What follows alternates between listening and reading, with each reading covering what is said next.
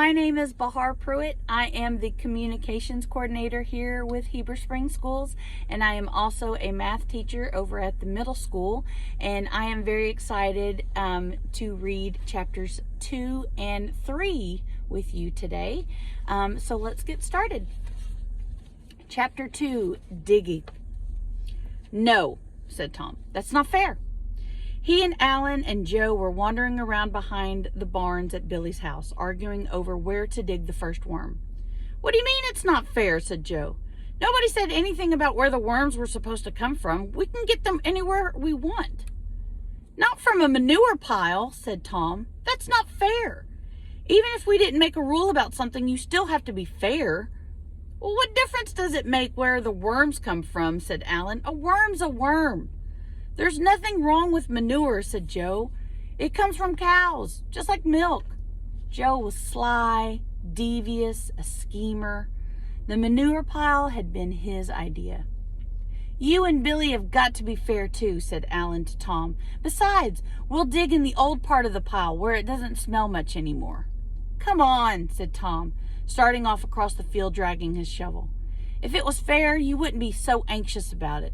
Would you eat a worm from a manure pile?" Joe and Alan ran to catch up. "I wouldn't eat a worm, period," said Joe. "So you can't go by that."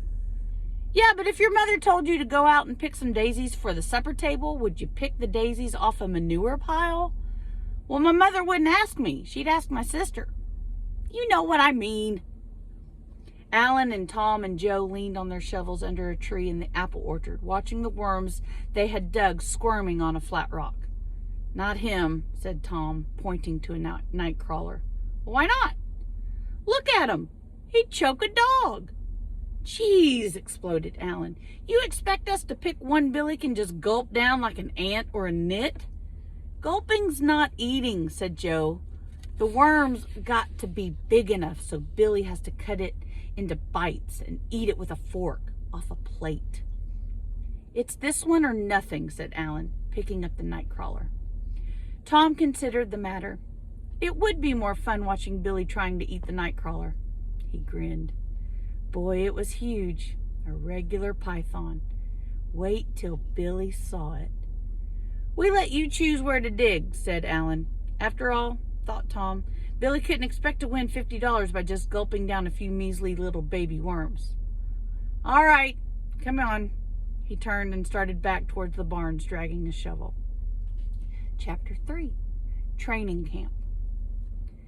6, 7, 8, 9, 10. Billy was doing push-ups in the deserted horse barn.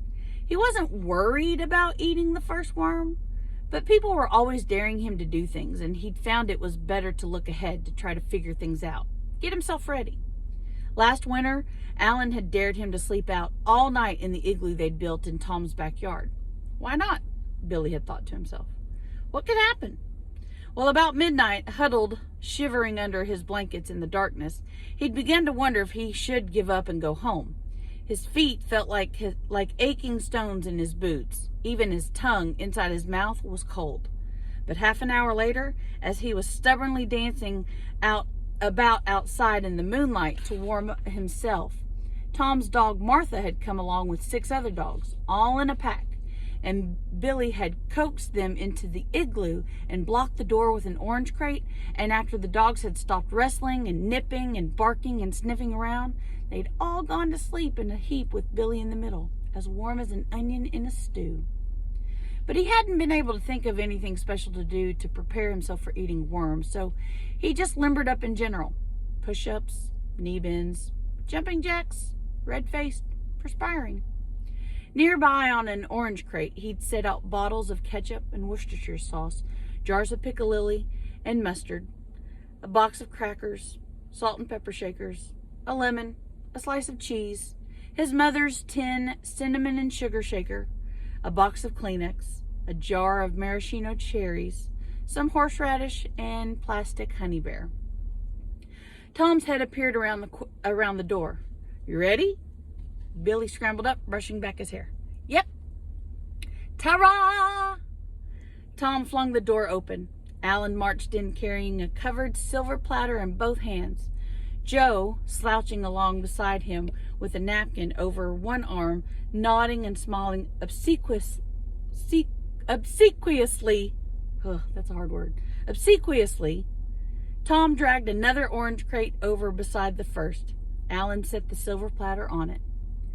"A chair," cried Alan. "A chair for the monsieur." "Come on," said Billy. "Cut the clowning." Tom found an old milking stool in one of the horse stalls. Joe dusted it off with his napkin, showing his teeth, and then ushered Billy onto it.